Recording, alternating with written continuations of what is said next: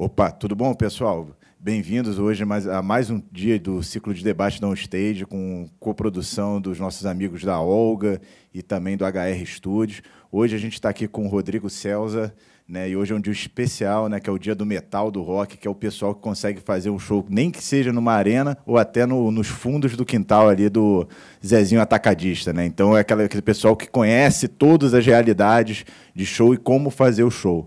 Então vamos começar hoje com o Rodrigo, e aí a gente tem que começar hoje do início, né? Rodrigo, por favor, começa contando a sua história, como ela começou, como você saiu de um fã de shows até um agenciador, um booking de turnês, inclusive turnês internacionais. Fala, Marcelo, obrigado a todo mundo aí que teve a oportunidade de participar e o convite também da OnStage. Então, assim, início mesmo, né, que eu gosto de falar das coisas desde o início, cara, eu sou fã de música, né? A gente começa curtindo heavy metal, hard rock, aquela coisa que, né, já dá um impacto inicial e você nunca mais sai daquilo ali, né? Então, assim, cara, eu comecei com 12 anos, foi a primeira vez que eu ouvi, né, rock, heavy metal, e desde então não parei, né? E a gente começa daquela forma bem... vai a show, aquela coisa toda, tal, e aí depois, com o tempo, você começa a criar um certo interesse pelo como as coisas funcionam e tudo. A partir disso, né, eu comecei... Cara, tinha um amigo meu, né, que estudava comigo na faculdade, que ele arrumou um emprego na Fundição Progresso. Aí ele virou para mim e falou assim, cara, eu vou trazer o metal, uma coisa mais metal, porque a Fundição era mais aquela coisa de MPB e tal. Eu vou trazer o metal para a Fundição Progresso. Eu falei, pô, legal, tal. E aí ele fez o Sepulfest, fez o Slayer e fez o Motorhead, né, em conjunto com a Fundição.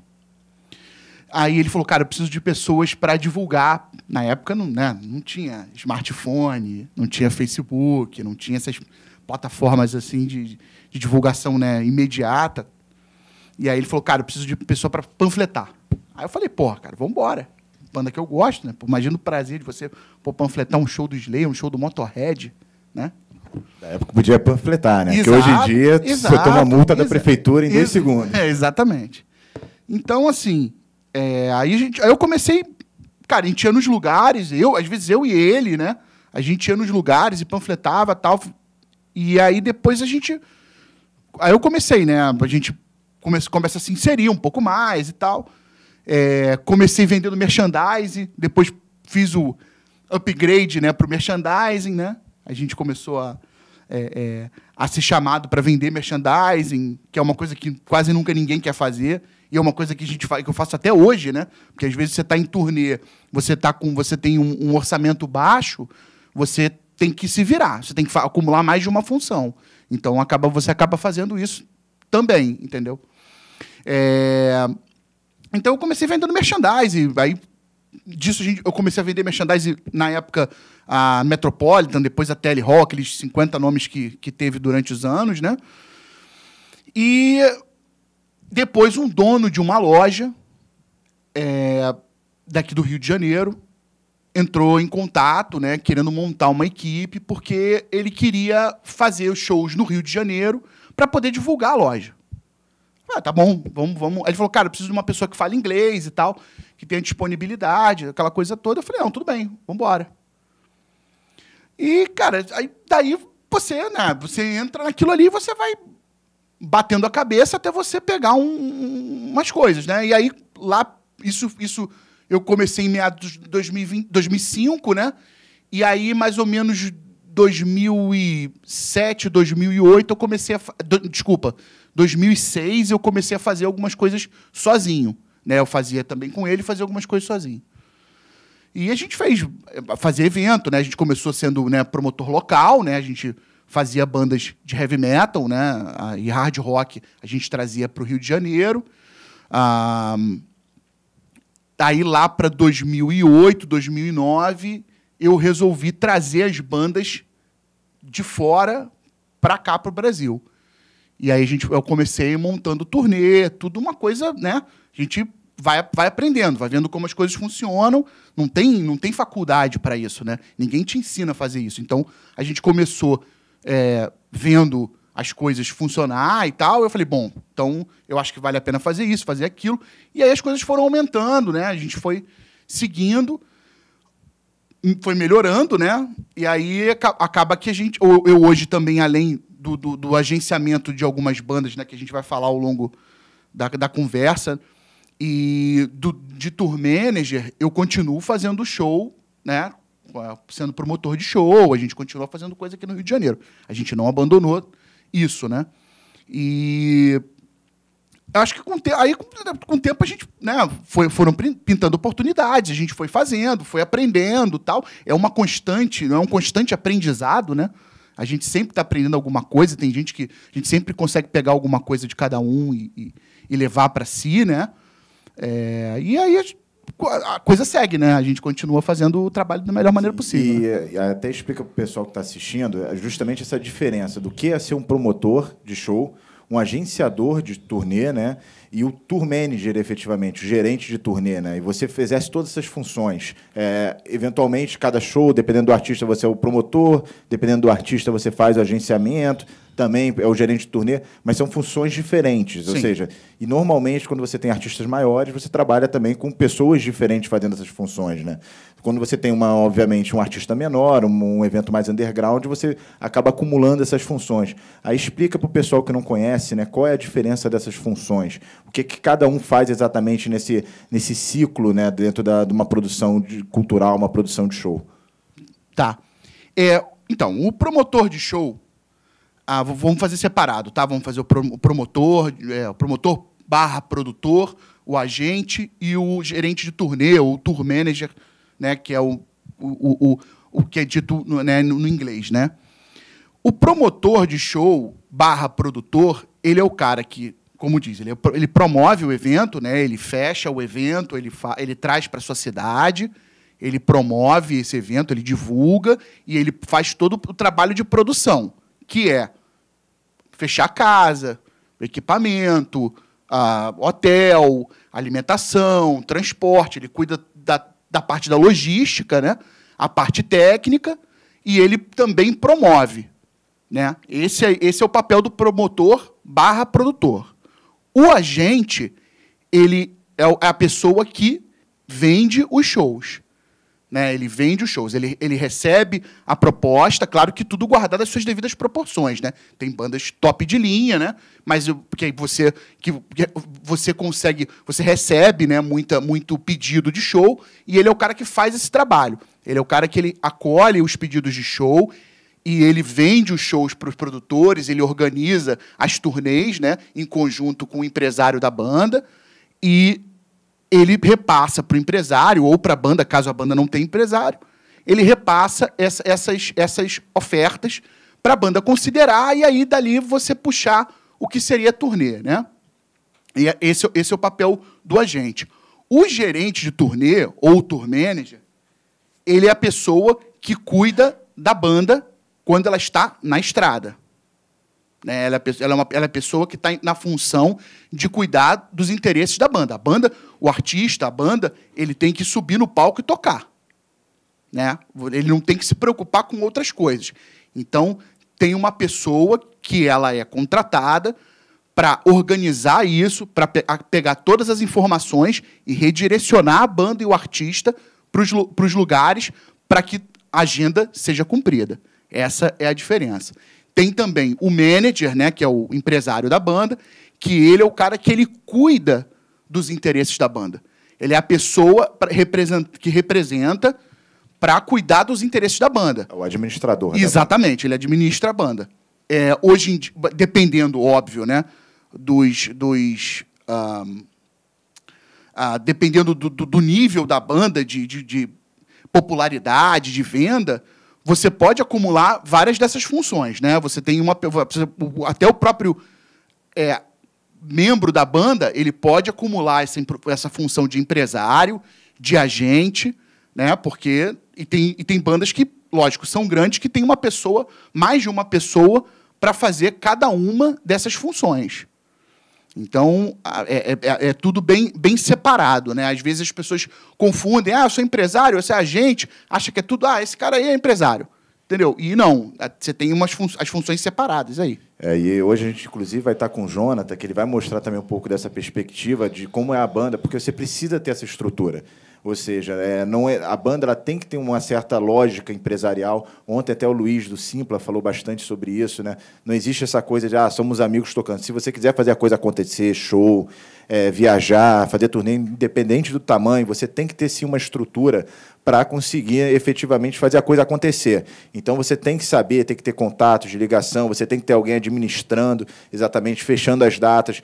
Então, quando a banda ganha um tamanho um pouco maior e já ganha uma projeção que permite ela fazer essas viagens, essas turnês, ela já vai ter naturalmente essa necessidade de ter uma pessoa para cuidar da logística toda, e essa logística são várias etapas, que vai desde a local, exatamente da produção local, que aí o agente já vai selecionando com os produtores, né, conhecidos, confiáveis, e assim por diante. E aí agora a gente vai falar, né, porque o que acontece? Você pegou todas as realidades possíveis nesse período. E o rock, diferente, principalmente o metal, ele tem uma coisa que talvez seja um pouco diferente dos demais estilos, que até é parecido até próprio com a música clássica, porque muitas das vezes o metal exige um nível de local que tenha uma capacidade deles conseguirem executar o som que eles fazem. E você tem um público também que está ali para escutar a música e tem, sim, um ouvido apurado. Ou seja, se o som não está bom, o público está reclamando. E a gente sabe muito bem disso. Como metaleiro, a gente sabe muito bem como funciona isso, né? Se o som exigente. É exigente. Se o som está ruim, você já sai reclamando e já sai, obviamente, reclamando da banda, tudo mais, então é ruim para a imagem da banda. E aí a realidade, principalmente latino-americana, que a gente conhece bem, as casas de show deixam muito a desejar.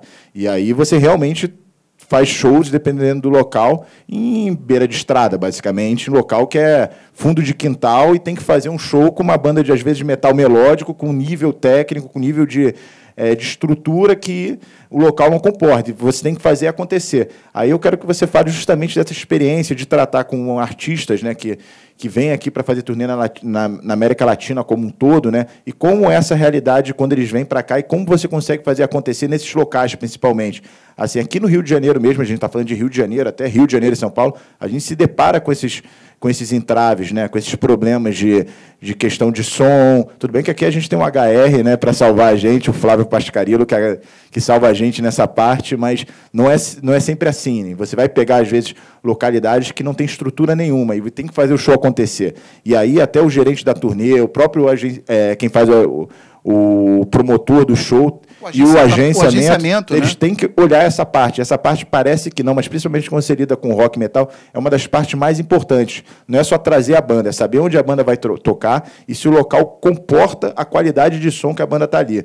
E aí, como você faz isso? Porque você tem que correr atrás justamente disso, de fazer o local comportar um show desse. E aí, como funciona toda essa logística de local, principalmente quando você leva a banda para locais fora do circuito, né? Que sai do eixo Rio, São Paulo, Santiago. E aí, primeiro, vamos começar até a voltar um pouco. América Latina, as melhores praças, São Paulo, Rio de Janeiro, e aí quais seriam as outras praças que você tem público para rock e metal, mas você, às vezes, já começa a pegar problemas de estrutura? Assim, na verdade, eu vou explicar bem mesmo do início. Eu acho assim, para uma banda que está vindo, que uma banda de fora, que está vindo a primeira vez para a América do Sul, ela não tem a noção nenhuma do que vai acontecer. Ela tem uma noção do tipo, o cara falou para... o cara me manda mensagem no Facebook da banda dizendo, toque no Brasil. Aí bota 20, 30, 40 pessoas que mandam mensagem e o cara acha, e tem aquela mentalidade, né? Na América do Sul tudo é grande, na América do Sul tudo enche. E não é mais assim, né? A gente... dos anos para cá, da mesma forma que essa parte do entretenimento ela avançou em termos de equipamento, em termos de local, ela também sobrecarregou, né? Tem muita banda vindo para cá e o público já não é um público mais tão presente, porque tem a realidade econômica, né? Então as pessoas elas não têm grana para ir a todos os eventos. E tem até a coisa que ontem foi conversado com o Matheus aqui, né? Da música clássica, também o rock e o metal não teve uma renovação de público forte como teve outros estilos. Então tem o público do rock e metal também tá velho, né? Ficou velho. Sim. Então acaba frequentando naturalmente menos shows, né? A gente vê muito isso acontecer. Sim. Quando você lida, obviamente, com medalhão como Iron Maiden, Metallica, é uma coisa diferente, mas quando você lida com um público menor, né? Isso já começa a ser visível também, né?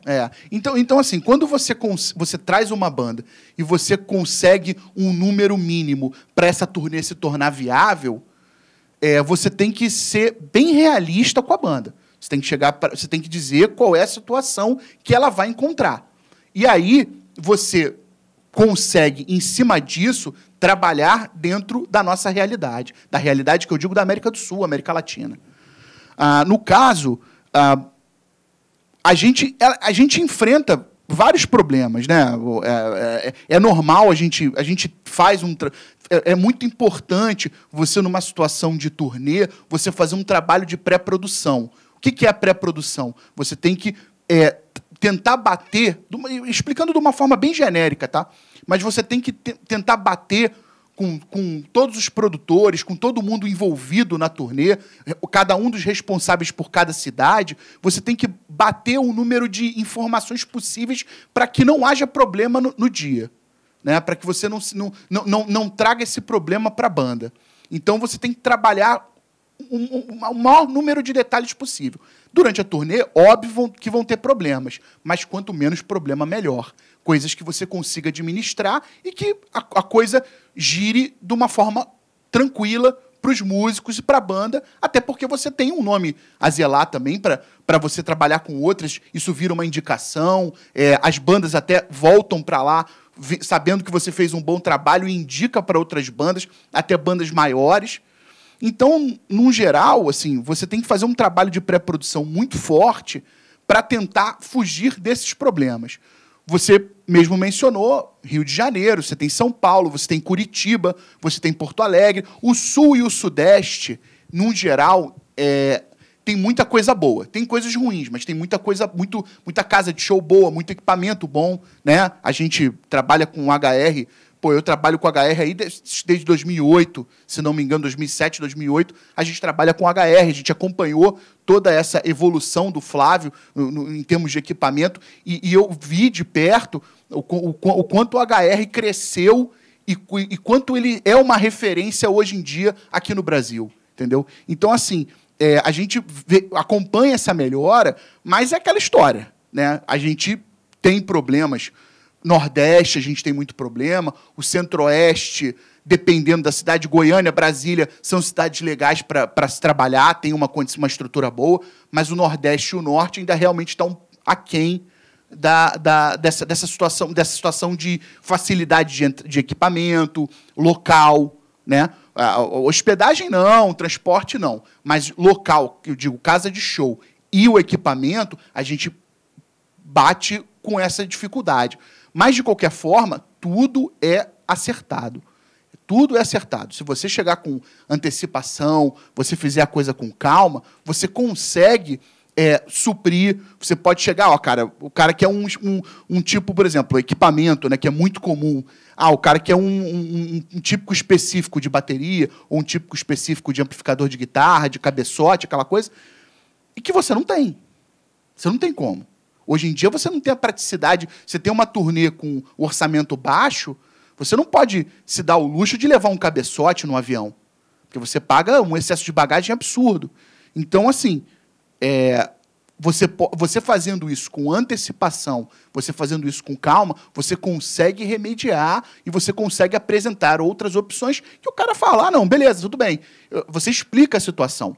O que acontece, e isso até certo ponto prejudica um pouco a imagem da América do Sul, é você trazer a banda, dizer que está tudo bem, para a banda vir e você poder divulgar, você poder ganhar o seu dinheiro, e chegar na hora não está bem. E a gente conhece muita história, muito produtor que fez isso, né? Nossa, e o que acontece também a situação? Você é contratado para fazer um trabalho por uma agência, o cara vende o show simplesmente pelo dinheiro, e você que está lá para se ferrar.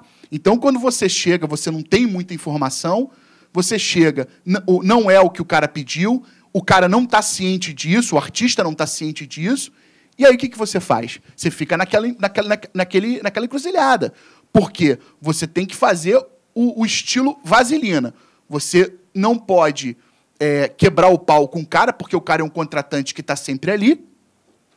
E, por outro lado, você também não pode desagradar o artista. Porque você está ali sendo representante do cara. Você está ali para representar a banda, para você estar de frente com a banda. Então, você se encontra numa situação muito complicada. Porque a banda, por um lado, assim, no contratante, tem muito contratante, por exemplo, que o cara, ele é bom, ele faz o trabalho bom. Mas aí ele acredita na banda. A banda não traz o público que ele espera. Ele pode ser fantástico, pode ser um cara super profissional, beleza, mas tem cara que o profissionalismo dele condiz de acordo com o que vende o ingresso. Aí começa a economia perigosa. Exatamente. Né? Começa o que eu chamo de economia porca. Né? Para mim não é perigoso, é porco. Isso, porque eu acho que você tem que... Se você, no momento que você diz sim para trazer uma banda, eu acho que você tem que estar preparado para perder dinheiro. Entendeu? Porque isso é uma coisa que é comum, sabe? É um investimento que você faz. É a mesma coisa que tu botar um dinheiro na bolsa. Tu pode botar na bolsa de valores, você perde essa grana, e aí você faz o quê? Então, assim, eu acho que no momento que você se arrisca, que você chega e fala, não, eu quero fazer essa banda, eu acho que o cara tem que se você recebe uma lista de equipamento, né, o rider, né, com equipamento, com todos os pedidos de camarim, de hotel, eu acho que você tem que cumprir com a necessidade. Você tem que fazer exatamente. Se você não tem algum problema, você fala, olha só, isso aqui eu não consigo. O que a gente pode fazer? Aí vem aquele esquema que, né, eu já disse, que é com relação à pré-produção. Aí você passa para o artista, você faz esse meio de campo para justamente não ter surpresa para o cara chegar aqui. Mas tem gente que fala, cara, tá tudo bem. E aí, o rider, cara, você pode me passar o que você vai ter de equipamento? O cara copia e cola e manda, ó, é isso que eu tenho, é exatamente o que eu tenho. Aí você chega lá, não tem nada. Eu já isso peguei que eu banda... até perguntar, o que você já passou de justamente que assim, obviamente tem os que acontecem com mais frequência, porque você planeja tudo, chega na hora você vê que não saiu como planejado, isso é normal. Isso é normal, isso faz parte. Então você tem que, até a pessoa que tem um perfil de ser gerente de turnê, agente promotor, sabe que vai ter incidente, nem que seja uma chuva que no dia aconteça, alague tudo e você não consiga fazer o evento. Então você tem tudo, dos mais raros acontecimentos aos mais frequentes, né? Então assim, primeiro, quais foram os mais frequentes que você já passou, né? De você ver justamente disso, de chegar e não estar como combinado, o que assim, são os erros comuns dos produtores locais, né? De quando você faz um agenciamento ou é gerente de turnê e chega no local e vê, desde, obviamente, de não estar cumprindo o rider, né? Ou seja, não estar cumprindo os equipamentos que foram exigidos pela banda, até mesmo os mais inusitados, né? Os mais raros. E a gente já presenciou, né? Foi até um caso que a gente fez de uma banda que ficou presa num outro país e não conseguiu vir para o Brasil, né? Então, para o pessoal entender mais ou menos essas histórias. O que é o mais frequente e o mais inusitado que você já presenciou? Eu vou só explicando um negócio antes para a galera. Todos esses exemplos que a gente está dando aqui são exemplos de bandas internacionais. As bandas internacionais, por conta de passagem, e bandas de médio a pequeno porte, elas são bandas que elas não viajam com o equipamento. Qual é o equipamento? Bateria, amplificador. O cara vem com a guitarra, no máximo o baterista leva o prato, a baqueta e o pedal e uma caixa. No máximo. Tem vezes que tem bateria. Eu já trabalhei com muito baterista que aluga tudo aqui. Ele só leva no máximo a baqueta dele e acabou. Por conta desse lance de muita viagem e muita bagagem. E não ter. E tem outra coisa que também, então, o merchandising, porque eles viajam com o merchandising, e o merchandising, até mais adiante com os outros participantes, a gente vai falar, porque o merchandising é uma parte, principalmente para a banda pequena, é muito importante no show a venda do merchandising. Então eles não podem perder também peso, né, de mala, tudo mais. De carregar de merchandising com equipamento. Sim. Então, para uma turnê ser lucrativa, principalmente uma turnê pequena, então a questão do peso que eles trazem é muito importante. Então, normalmente, a gente traz o mínimo de coisa que eles podem trazer, até roupa, às vezes, eles não trazem quase, para justamente conseguir compensar esse peso em coisas que são lucrativas para a turnê, como o merchandising, e aí você, no produtor local, que acaba sendo até uma logística mais complexa, você tem que correr atrás de todos esses equipamentos para o show acontecer. Então, de cabo, caixa de som, bateria, prato, tudo para o show conseguir acontecer. Sim. E assim, aí no caso, né, dito isso, né, a gente está usando o exemplo de bandas internacionais, a gente... É aquela história, né? A gente encontra qualquer tipo de produtor. Tem produtor, inclusive, que a gente encontra... O cara faz uma... Você vai com uma banda, o cara faz uma produção fantástica. Está vendendo. O show lotado. Aí o outro show não é o que ele imagina, aí já era, né? Aí o cara faz uma produção muito abaixo do que você já esperava. Então, eu acho que, assim, num geral, o que a gente... assim, a gente... Quando a gente é contratado, quando eu sou contratado para fazer esse gerenciamento de turnê, viajar com a banda, ficar à frente da banda, eu acho que você tem que fazer a coisa acontecer de qualquer jeito. Eu já cheguei em cidade, na Colômbia, que, cara, a gente... estamos indo para lá passar som. Nós chegamos na casa, no horário confirmado, parou a van e tal, a gente chegou, entrou... Cara, não tinha nem PA montado. E aí, o que você faz? E a ideia é não cancelar o show, porque o cara pagou. Você tem que ter respeito com os fãs também, já que, né, o produtor deu essa escorregada. O cara que está vindo de lá da Suécia, está vindo de lá dos Estados Unidos, do exterior, o cara não está vindo para cá para não tocar. O cara está vindo para cá para trabalhar. Então, o cara quer tocar. Sabe? Ele quer fazer valer o ingresso do fã. Então, você chega lá, você se depara com a situação, você manda a galera de volta e aí você começa a meter a mão na massa para a coisa acontecer. O cancelamento, para mim, tem que ser uma coisa... Tem que ser o último recurso. É tipo assim, não dá. Não tem coisas vitais para a coisa acontecer. E você já passou por situação que chegou com a banda, falou, não dá para tocar. Já passei. Não vou cancelar. Aí fala um pouco sobre essas histórias. Já passei. Então, a gente... Não precisa nem citar a banda, só fala o estilo, mas tudo conta bem. mais ou menos o que aconteceu. E até porque um exemplo que eu vou dar, já dá para... Algumas pessoas vão saber, né, mais ou menos que banda é. A gente foi para uma... Eu estava com uma banda, a gente fez um show... em Londrina, depois a gente foi para Presidente Prudente. Chegamos lá, a gente foi de van, né, fez o trajeto terrestre e tal. Chegamos em Presidente Prudente, fomos para o hotel, fomos almoçar. E aí, quando já começa a atrasar as coisas, você já começa a desconfiar. E aí a gente chegou lá, né, chegou lá na cidade e tal, não sei o quê. Eu falei, cara, e aí, vamos para lá? Não, espera aí que o equipamento está chegando. Aí o equipamento está chegando, o equipamento está chegando. E não chega. E não foi nada, não era nada mirabolante, né? Simplesmente, aí eu cheguei e falei, olha só, está faltando isso. Fiz uma lista para o cara, entreguei para o cara, falei, está faltando isso e tal. Você vê que realmente o cara não tinha experiência. Aí eu vou te dar um horário até hora X para você conseguir esse equipamento, porque ainda dá para reverter. E o cara tinha botado um monte de banda de abertura. Falei, cara, a gente vai ter que limar essas bandas, ou essas bandas vão tocar depois da banda principal, porque a gente tem um horário para cumprir, porque a gente tem uma viagem longa no dia seguinte. Aí eu voltei pro hotel, fiquei esperando. Aí deu a hora, eu falei com o cara, e aí? O cara não... Antes disso, eu ligava pro cara, o cara não me atendia. Aí eu liguei pro cara, falei, uma hora ele me atendeu, né? Eu falei, olha só, passou o horário, e aí? O que você conseguiu? Aí o cara, não consegui nada. Aqui na minha cidade não tem isso.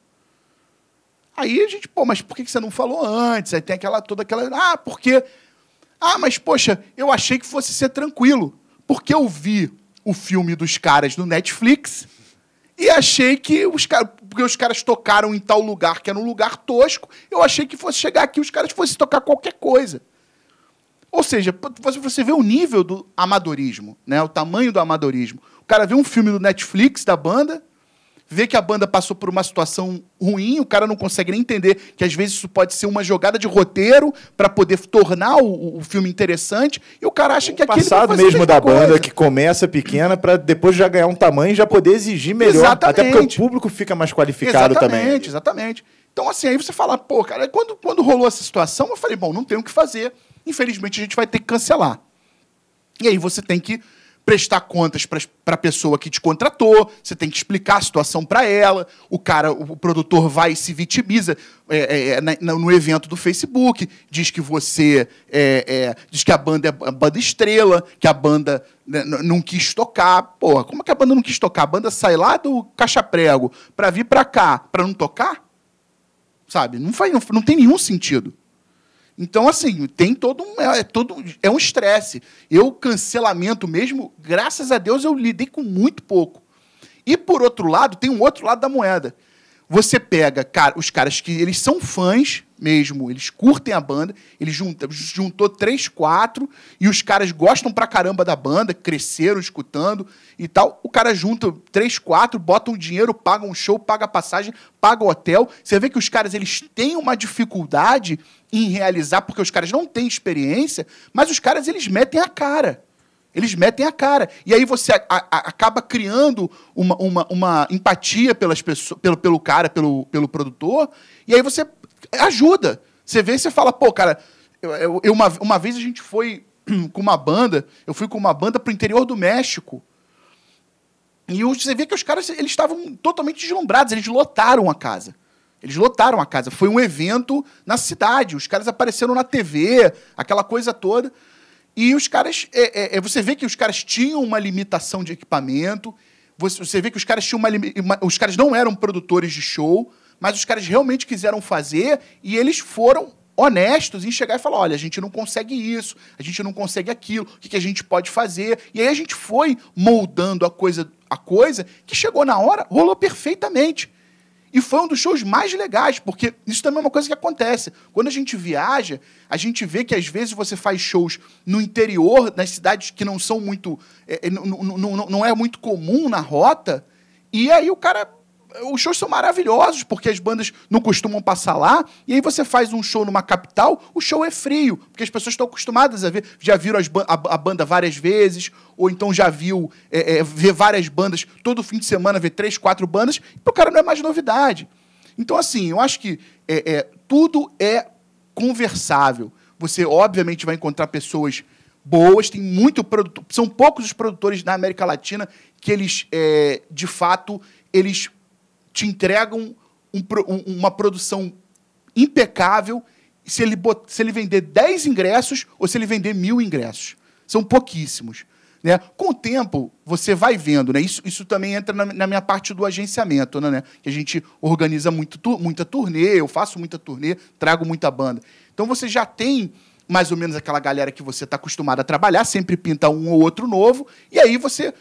No papo, você já consegue saber se o cara realmente tem condições, se o cara é um cara certo, legal para fazer, se ele vai cumprir de fato isso, ou então o cara pode ser uma pessoa, claro, cair na conversa de tá tudo bem, tá tudo uma maravilha, e chega na hora não acontecer, né? E a gente passou agora, assim, a gente não vai citar, obviamente, nomes, né? Mas teve uma banda, né, europeia, de uma área fria da Europa, que veio aqui para o Brasil, né, fazer uma turnê, e teve uma sucessão de problemas, de erros ao longo da turnê por um determinado produtor, né, um determinado agente, e aí a banda chegou num ponto que falou que não ia mais tocar. E aí a gente presenciou, porque a gente depois pegou a banda, né, para trabalhar, e você presenciou também isso, a banda, o desespero que é a banda, porque você, quando falou bem, o produtor local se faz de vítima. E, às vezes, ele não é bem a vítima da história. E para a banda é muito ruim o cancelamento também, porque o fã natural vai achar que a banda é a culpada e vai achar que é estrelismo da banda, quando, às vezes, não é. Então, a gente viu esse caso até com uma certa... Deve ter uns 2 anos... E aí foi uma coisa que foi muito ruim para a banda. E a gente via a banda aqui, depois da turnê, que eles falaram, chegaram num ponto, né? Passaram por várias praças, vários locais, várias cidades. Quando chegavam, não tinha nada montado, não tinha nada feito, tudo faltando. Chegou uma hora que, quando eles chegaram e viram que não tinha nenhum camarim, eles falaram que, acabou, a gente não dá mais para continuar, porque não tem mais como fazer show com esse produtor. Está sendo muito problema. E aí eles cancelaram. Você sabe, já, obviamente, de qual banda eu estou falando, né? E aí a gente foi trabalhar com a banda depois e a banda desistiu. A gente viu o desespero da banda, né? Foi assim, pô, é ruim para nossa imagem, é ruim para os nossos fãs, a gente não queria, mas chegou num ponto que era insustentável. Então, tudo isso, né? Por isso que o trabalho do agenciamento é muito importante, para você não fazer, não correr o risco, às vezes, de você aceitar um produtor local ou que vai pegar algumas datas e que ele não tenha condição de prestar o serviço que ele está contratando. E é um desgaste a banda, você sente que para a banda é péssimo. É ruim para o público e é ruim para a banda também, porque acaba caindo, querendo ou não, nas costas dessa responsabilidade do artista, né?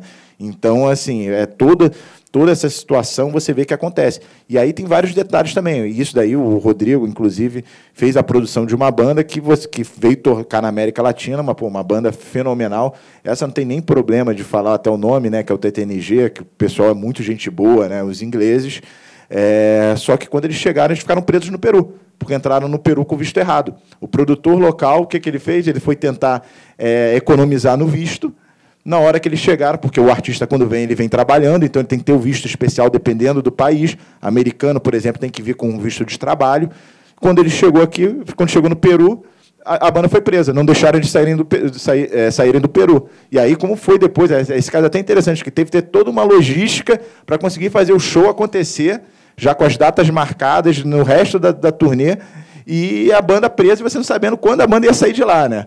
Aí contar até um pouco dessa história que foi até recente, foi uma história que você vê também como tudo que está dando certo chega numa hora e pode dar errado. É uma tremenda irresponsabilidade, né? Isso, né? Você, no caso do TTNG, foi uma banda que o agente deles fechou com cada, ele não fechou com uma produtora para fazer a turnê inteira. Ele fechou com cada país uma ele agência. fechou com um produtor, né, com um produtor local. E assim, quando isso acontece, vale dizer também que era a primeira vez do TTNG na América do Sul, né? O cara não tinha uma experiência, então ele confiou. Ele simplesmente confiou no que o produtor do Peru tinha dito para ele. Não, veio com visto de turista e não tem problema nenhum. Na saída, é que os caras reteram ele por causa do equipamento. Quando eles viram os caras indo com o equipamento, os caras perguntaram, esse equipamento todo aí é por quê? E aí, o que acontece?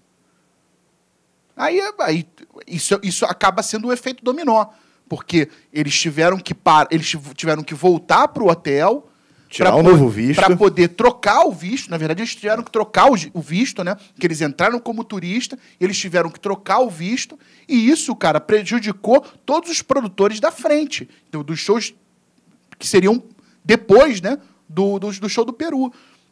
E isso é uma tremenda irresponsabilidade, né? Mas, assim, tá sujeito, isso acontece, sabe? Mas é uma coisa que realmente é uma coisa que é fácil de se resolver. Mas, às vezes, o cara não quer gastar aqui, porque você ter o visto de trabalho, você tem que gastar, você tem que provar alguma coisa, você tem que pagar impostos ao governo. E é uma coisa que tem dinheiro. Às vezes, o cara não tem grana, é um show pequeno, e o cara vem como turista, porque se o cara tiver que pagar visto de trabalho, já era. O cara não vai conseguir pagar o que ele investiu. Então, assim, mas isso é uma coisa arriscada. Eu acho que você tem que fazer um trabalho, e para mim o nome é pré-produção, para você, desde quando você pega monta a sua planilha, começa a botar todos os investimentos, tudo que você vai gastar, e aí você ter uma margem para saber se vale a pena, chegando nesse valor, você faz aquele trabalho de pré-produção forte, pesado, chato, demorado. Às vezes, uma agência te contrata, ele não sabe fazer esse trabalho de pré-produção. Ele sabe vender o show.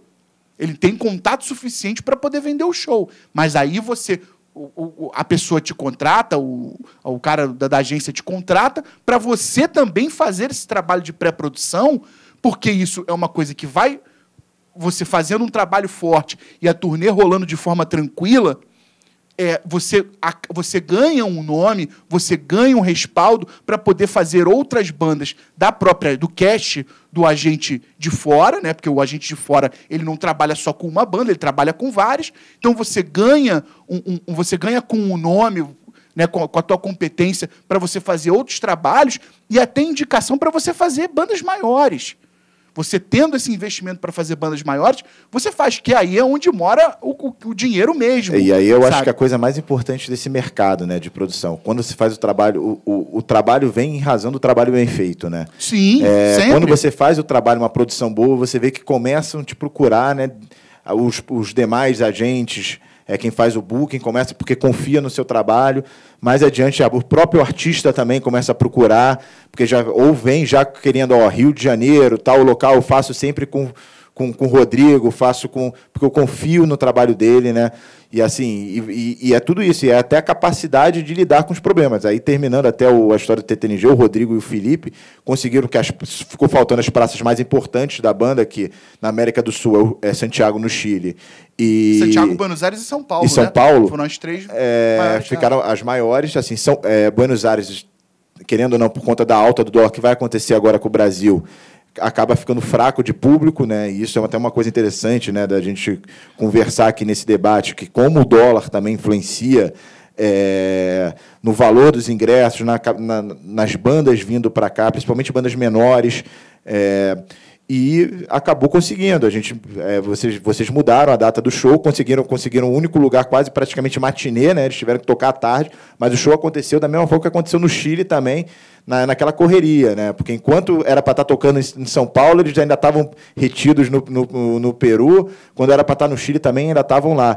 E aí você vê essa coisa do produtor, porque tudo pode estar pronto, mas pode acontecer alguma coisa que vai atrasar, vai dar problema, e você tem que ter essa capacidade de correr atrás, de proatividade, de saber resolver problema e não se desesperar quando os problemas vêm. Ter, assim, vamos fazer a coisa acontecer e correr para fazer a coisa acontecer, né? E agora até uma coisa que até chegou, que eu levantei, que é a influência na América Latina, e aí a gente fica muito influenciável a isso, a questão cambial do dólar. Quando você lida com artista estrangeiro, principalmente quando você lida com artista menor. E aí, como isso influencia o mercado? Agora, por exemplo, quem está vendo, obviamente, pode ver isso no YouTube hoje, em 2021, como pode ver em 2030. A situação pode ser completamente diferente em 2030. Mas hoje a gente está lidando com dólar praticamente a R$6 no comercial. Então, isso influencia muito, porque o ingresso, você bota o valor do cachê, tudo isso, dentro com a cotação em dólar. Então, que o artista ele ganha em dólar. E aí, como isso vai influenciar, você acha, esse mercado? São duas coisas que vão influenciar a partir de agora, que aí a gente vai fazer aquela conversa de prospecção do que vai acontecer a partir de agora nesse mercado. A gente tem a situação da pandemia, e como você acha que essa pandemia vai influenciar, quando você acha que as coisas vão começar a normalizar. Ontem teve uma conversa muito boa do Luiz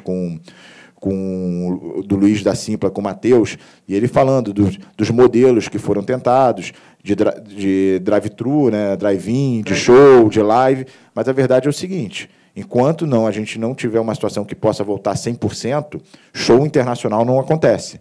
Porque show internacional você tem que trabalhar com uma lotação de casa praticamente cheia, independente do tamanho do artista. Você tem que ter uma lotação muito alta para o show se pagar, para o show se compensar. E aí você vai ter influência, obviamente, no valor do ingresso com esse dólar, e aí essa realidade pós-pandemia. Então, vamos conversar aqui um pouco sobre o que você acha que vai acontecer no cenário para 2021, né? Final de 2021, a gente está no início, mas final de 2021, que quando pode ser que a coisa comece a normalizar, e 2022. Como você acha que vai funcionar esse mercado agora, no final do ano e início do ano que vem? Para o mercado internacional, eu acho que ainda está... O mercado do entretenimento, no geral, está bastante nebuloso ainda, né? A gente sabe que esse lance de aglomeração serve para uns, mas não serve para outros, né? E o entretenimento, infelizmente, é um dos mais prejudicados, se não o mais prejudicado, né? O último a voltar é show. Show. Exatamente. É show, sem dúvida alguma. E assim, existe... O entretenimento, ele emprega muita gente. Muita gente. Tem muita gente que vive disso. E as pessoas não se deram conta disso. Ainda, né? A maioria.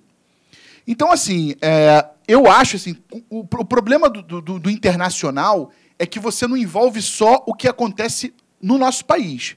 Você envolve o que acontece na América do Sul, na América Latina, que eu digo México para baixo, ou América do Sul aqui, Brasil, Argentina, Chile, Uruguai, Colômbia, Bolívia. Então, assim, é difícil a gente ter uma ideia, né? Porque a situação do Brasil é diferente da Argentina, que é diferente do Chile, que é diferente da Colômbia. Então, assim, como turnês é uma coisa que puxam vários países, se essa situação da vacina não tiver em harmonia, ou pelo menos mostrar alguma coisa, alguma evolução, a gente não tem como trabalhar ainda. A gente vai ficar adiando isso até a situação não se normalizar, mas chegar numa situação que é viável trazer essas bandas e é viável fazer essa turnê acontecer. Né? E você acha, então, assim, e aí foi uma coisa que já foi batida aqui, assim, Chile, os puxadores da América Latina, querendo ou não, vão ser sempre Brasil, Chile e Argentina. Enquanto esses três não tiverem uma situação de forma organizada, homogênea, a gente não vai ver uma quantidade de show internacional ou até mesmo artistas procurando para vir para a América do Sul como anteriormente. Eu acho que não. Eu acho que a coisa tem que estar harmonizada ao ponto de todos estarem na mesma situação para poder as coisas acontecerem. No caso da América do Sul, você citou esses três, mas nós temos um mercado muito forte na Colômbia de show. Né? A Colômbia sempre tem, o Equador tem de vez em quando, Bolívia tem de vez em quando, América Central, Costa Rica, Panamá, você tem uma situação, México é um mercado que é tão grande que você pode conseguir fazer uma turnê só no México. É tipo Brasil. Você tem várias cidades, você pode construir uma turnê de 5, 6 até 10 shows dentro do país, dentro de um país só. Então, assim, se eles não tiverem numa situação de todos estarem em conjunto na mesma situação de imunização, é muito difícil a gente conseguir trazer essas bandas internacionais para virem para cá. Eu acho, sinceramente, que já vai ser, depois desse lance da imunização, vai ser um pouco difícil convencer certos artistas. Como você mesmo falou no início, não está tendo uma renovação na música, no heavy metal. Né? As bandas medalhão, né? as bandas grandes, elas não estão sendo... Elas não está tendo uma renovação, não está pintando nada que chegue ao porte de um Black Sabbath, ao porte de um Iron Maiden, de um Metallica. Então, assim, essa galera é uma galera que já tá entre os 50 e 70, né? Então, assim... É grupo de risco. É grupo de risco. Então, vai ser difícil você conseguir convencer essas pessoas se a situação não tiver, no mínimo, segura. Sabe? Então, é complicado. Eu sou um cara... assim, apesar disso que eu estou falando, eu sou um cara otimista. Eu acho que o segundo semestre vai vir com força e eu acho que o Rock in Rio pode ser o ponto que vai ser determinante para o entretenimento seguir no final de 2021 para 2022. Eu digo o entretenimento da forma grande, né? Do festival, 50 mil pessoas, 80 mil pessoas, um monte de banda e tudo. Agora, esse lance, as bandas de médio porte, pequeno porte, com turnê, para mim, é o mais difícil nisso que eu falei para você. É você conseguir juntar todos os países de forma harmônica nessa situação de imunização para a gente conseguir viabilizar essa situação. Porque a maioria dessas bandas de Europa e América do Norte, Ásia, que seja, essas bandas elas não vêm... voo muito grande. Você não pode chegar e trazer a banda para cá para fazer um show só. Entendeu? Essas bandas não querem pegar 8, 10, 12 horas de voo, 15 horas de voo, para vir para cá para fazer um show. Então, isso é impossível. É para descartar totalmente. E a própria conta não fecha também. Não fecha. Além do que, né? Então, assim, para você trazer essas bandas de médio porte, enquanto a situação não estiver regularizada na América do Sul ou nas principais praças da América do Sul para viabilizar isso, cara, Não vai rolar. Não, e aí e eu estava até, a gente tinha saído para jantar, né? Quando estava assim, Covid ainda não tinha chegado, né? As Covid estava acontecendo ainda na Itália, estava ouvindo se falar, e você estava com a turnê, né? Um stage com o Felipe também, do Crash Diet, né? Que é uma banda de hard rock sueca, né? E o Eric, né, que é o baterista, que é uma pessoa da melhor qualidade, sim, já estava no Brasil porque ele estava acompanhando como tour manager, né? De uma outra banda sueca no México. Então ele já estava aqui no Brasil antes. Ele tinha vindo para cá ele sempre vem para cá, né, pra gente. A gente se conhece há muitos anos, ele sempre vem para cá porque ele adora o Rio de Janeiro e tudo. E ele tem muitos amigos em São Paulo também. Então ele tinha vindo para cá porque daqui ele ia para o México. Eu acho que ele estava com aquele The Carpenters, uma coisa. Cardigans. Eu acho que era o Cardigans. Cardigans, sueco, uma coisa dessa. Eu sempre confundo o nome. Enfim. Eles foram para um festival, tocaram num festival uma data só no México, e ele ia para lá e voltava. Ele conseguiu ir para lá, rolou o festival no México, ele voltou. E esperar a banda para começar a turnê latino-americana. Aí, um pouco antes da banda vir, o corona chegou, né? O coronavírus chegou antes, o Covid, e aí tiveram que cancelar tudo. Veio mais rápido, né? Veio mais rápido. E aí você vê o que está acontecendo com vários artistas. São as remarcações, e às vezes o público não entende, né? Porque ninguém tem uma bola de cristal, né? Assim, muitas das coisas que a gente está falando aqui hoje, talvez quem assista isso em dezembro vai olhar e falar, que burros, erraram todas as previsões, né? Tomara que a gente erre pro bem, né? Tipo, que melhore muito mais rápido, mas a situação normalize muito mais rápido que todo mundo vacinado. Agora, você vê que, assim, e aí todas as produtoras, todos os artistas, as sucessões de remarcações de show, né? Porque você vê o próprio... esse é o caso, né?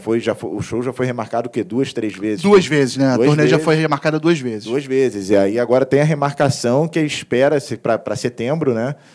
Espera que em setembro consiga. Agora, se não tiver, obviamente, condições de fazer, não for um show seguro, você tem que ter mais na verdade, assim, o que muitas pessoas não entendem é que, por exemplo, se você tem uma turnê programada para abril e você remarca ela para abril de 2022, não é porque você quer, é porque a banda não tem data disponível.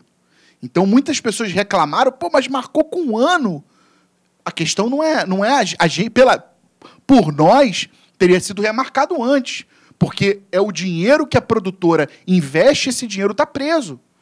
Esse dinheiro, a agência, enquanto não chega a situação de um cancelamento, você não recebe esse dinheiro de volta.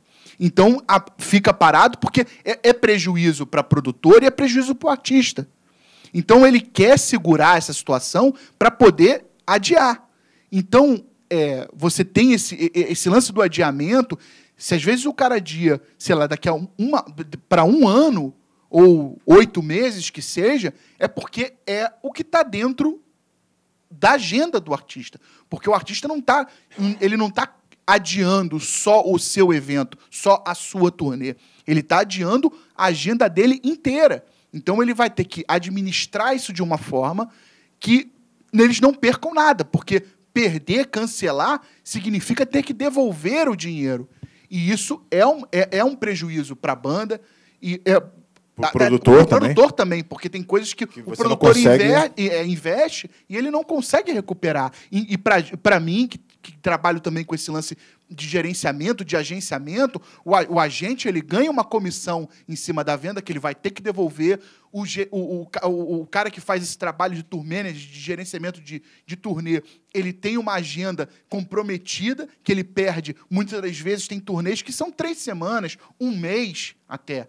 E você perde o mês inteiro nisso, sabe? Porque caiu lá em cima, caiu do cara pro artista, pro agente, pro manager, pro hold, para todo mundo. E eu vejo assim, as pessoas de fora às vezes acham que porque o agente da banda, é o produtor da banda, acha que está sentado no dinheiro, que é só glamour, né? Mas a realidade de jeito nenhum. A realidade tá todo mundo numa van apertada, andando quilômetros e quilômetros, centenas de quilômetros de uma cidade para outra.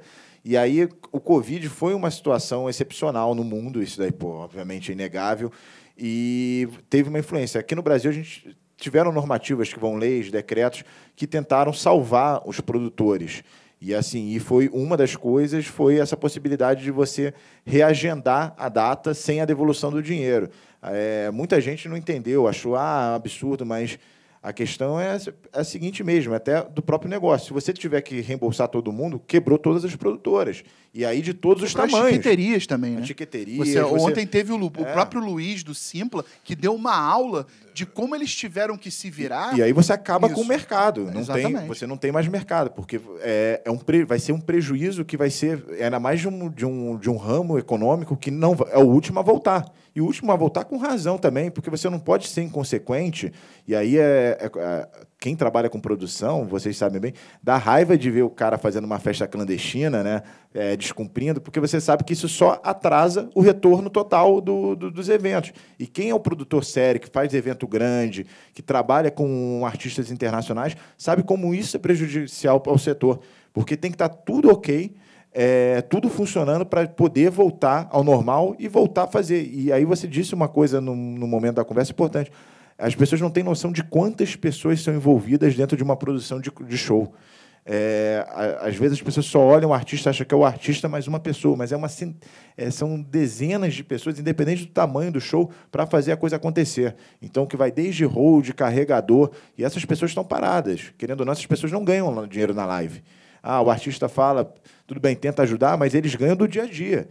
Justamente de estar na turnê, motorista de van, tudo isso que é especialista, né, em transportar artista, todo esse pessoal ele vive da turnê, ele vive desse mercado acontecer. E quando você tem, obviamente, a restrição que tem que ter, a gente não está em nenhum momento questionando o distanciamento social, pelo contrário, a gente está questionando quem não cumpre o distanciamento social nesse momento, achando que tentando, entre aspas, se dar bem, mas está prejudicando todo um setor. Tiveram normativas, né, que ajudaram, que justamente você poder adiar a data sem reembolso, que isso foi importantíssimo, e desde o produtor pequeno ao grande agente, você conseguiu, pelo menos, não salvar, mas evitar uma catástrofe maior nesse mercado para que a coisa aconteça, né? E aí agora, vamos ver, a partir de 2021, final de 2021, né, 2022, você consegue normalizar. E aí, uma pergunta que provavelmente todo mundo quer saber. Você que está acostumado bastante com a América Latina, quais são os melhores lugares? E aí é interessante, você trabalha com todo tipo de artista de rock e metal. A gente vai estar hoje ainda com o Felipe Araújo, com o Jonathan, que é um metal extremo, principalmente. Então, eles conhecem bastante o mercado da América Latina e do mundo, mas de metal extremo. Você lida com vários artistas de rock, até mesmo de pop, de outros estilos na América Latina. E aí você já sabe, você tem um termômetro do que funciona em cada país. E aí você cita uns exemplos para a gente. Por exemplo, Equador é bom para fazer show de death metal. Por exemplo, Colômbia, o mercado da Colômbia é muito bom se eu tenho um artista de metal melódico, de hard rock. Entendeu? Como funciona essa questão dos gostos, né? Brasil mesmo já é muito diferente de gosto, né? Tirando o eixo Rio e São Paulo, né? Mas tem coisa que não funciona no Rio, mas funciona no Nordeste. Né? Então, citar só alguns exemplos assim, de como funciona essa dinâmica quando você tem um artista, e principalmente na América Latina. Assim, se eu tenho um artista, por exemplo, de metal extremo, onde eu tenho que levar esse artista na América Latina? Aí entra naquele... Metal extremo, death metal, thrash metal, black metal, o que for. Então, aí entra na parte... A gente volta para a parte do agenciamento, tá? Quando você tem uma banda em mãos e você tem que vender esse show... você vai fazer essa parte do agenciamento para vender esse show para os produtores, você tem uma ideia de que praças vale para esse estilo ou para aquele estilo. Isso é muito importante, diga-se de passagem. Porque é justamente conseguir fazer... Porque se você erra a praça... Ainda mais com o artista pequeno, a turnê não se paga e você tem um prejuízo grande. Não, e também o simples se você perde tempo, porque você vai oferecer para uma cidade que não curte certo estilo ou que não dá ao público, o cara nem vai te responder, o cara vai dizer não. Então você já vai focado, você já pensa em quem esse artista vai valer com certos produtores. Então, assim, para o metal extremo, né, o Chile é muito forte, com metal extremo, extremamente forte. O Equador é muito forte. Bolívia. Colômbia também é muito forte para metal extremo. Agora, aqui no Brasil, falando do Brasil, São Paulo é fortíssimo, né, para metal extremo. São Paulo é um estado que é maior, tem mais população do que a maior parte dos países da São Europa, Paulo, que né? é muito forte para isso também. Belo Horizonte também tem uma história muito forte, até por conta das bandas, né? Sarcófago, Mutilator e por aí vai. E Nordeste e Norte também é muito forte. E uma banda, por exemplo, de hard rock? Hard rock hoje em dia é muito complicado. Esse hard rock americano hoje em dia é muito complicado. Nordeste e Norte, morto. Não tem público para isso. Para eles ali, tirando as bandas medalhão, né? Megadeth, Metallica e tal, que é uma coisa que é uma unanimidade. Tô falando, a gente está dentro do padrão, né? Para médio. 300, 400 pessoas. Para hard rock, Nordeste e Norte é 0. Centro-Oeste, Brasília e Goiânia varia muito, mas o forte mesmo é o eixo Rio, São Paulo, Curitiba. Esse realmente é a rota. América Latina... O México é bom, né? A México é bom. Então, assim, a gente vai fazer, né? O Crash Diet na Colômbia. Eu não sei qual é o mercado para a Colômbia. Para mim, a Colômbia sempre foi metal tradicional, power metal e metal extremo, né? Mas eu creio que para hard rock, a Argentina é muito forte e o Chile, dependendo. O Chile, engraçado, né? O Chile, a gente está falando de hard rock, essas bandas de rock de arena, por exemplo, Journey, Survivor, essas bandas, elas têm uma força, que são aquelas bandas bem radiofônicas nos Estados Unidos, bandas famosas, ela é muito forte no Chile. Eles têm uma cultura... Tanto é que eu fui, ano retrasado, com o Mark Farner, né, que foi cantor e guitarrista do Grand Funk Railroad, e a diferença de público. Ele tocou no Chile para 6 mil pessoas. A gente fez um show em Santiago para 6 mil pessoas. A gente foi para... eu esqueci o nome da cidade, mas era um deserto, que era um cassino. Cara, era uma arena. A arena devia caber, sei lá, 10 mil, 15 mil pessoas ali. E a diferença de público é muito grande. É muito grande. Então, assim, para hard rock, eu aposto Rio, São Paulo, Curitiba, Buenos Aires e Santiago. E metal melódico. Aí, para o pessoal que está assistindo, que não entende, porque o metal tem uma diferença dos demais estilos. Sim. Você tem 2 grupos principais. Seria o metal extremo, né, que são as músicas mais rápidas, pesadas, e o metal melódico, metal tradicional, né? Tem várias vertentes, subdivisões. E você lida com públicos nichados completamente diferentes. Exatamente. Então, o cara que gosta de metal melódico, ele às vezes gosta só de uma subdivisão do metal melódico, às vezes uma outra subdivisão de um speed metal, e assim, se a gente for falar de subdivisão do metal, a gente vai ter que precisar pelo menos umas 10 horas aqui para começar a citar subdivisões que o metal vai ter de estilo dentro dele. Então, a gente está separando em 2 estilos principais. O metal extremo, né, que a gente bota death metal, black metal, thrash metal, doom metal, todas as subdivisões, e o metal clássico, tradicional, que, na verdade, seria um metal melódico, né, que aí você bota...